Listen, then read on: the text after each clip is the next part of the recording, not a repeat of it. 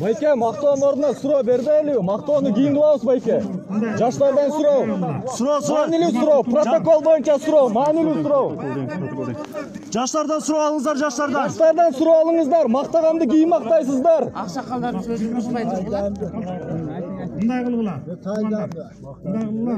Бүтөлү уже суроо көбөйүп. Акыркы суроо уруксат болсо Садыр Нуркожоевич, акыркы суроо. Микрофон. Микрофонду угулат. Siz бересизби? Саламатсызбы? Келгениңизге чоң рахмат. Азыр интернетте тарап жатат. Айрыкча тажик басылмалары таратып жатат. Борук боюнча 24-27 жылкы протокол боюнча келишим болуптур деп. Ушул келишимдин ал жакта Борук Анкилов эмес экен. Дейлеке бул таптакыр пайдасы жок. Бул айтылып жаткан сөздөр канчалык чындык? Кыргызстан тарап протоколду качан жарыялайт?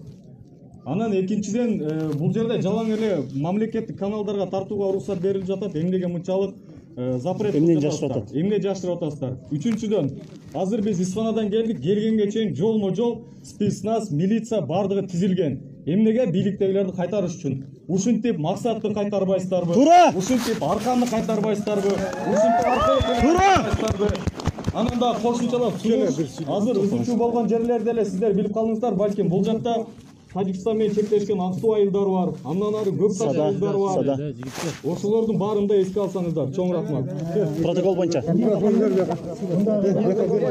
Берин, элге берип коюң. Урматтуу мындайда Тажикстандын официалдуу бийлиги эч качан азыр Борук Анкилов эмес деп айта элек. Аларда да биздики окшогон эле фейктер бар. Аларда да оппозициясы бар. Аларда да ушундай будараш эткен күчтөрү бар. Мынакей кечээ күнү эле сүйлөштү. Борукка жолду биз Баткенге тиешелүү деп көргөзүп берип атабыз. Кыргызстандыкы деп. Тоонун түбүнөн 3 километр, 2 километр 900 метр деп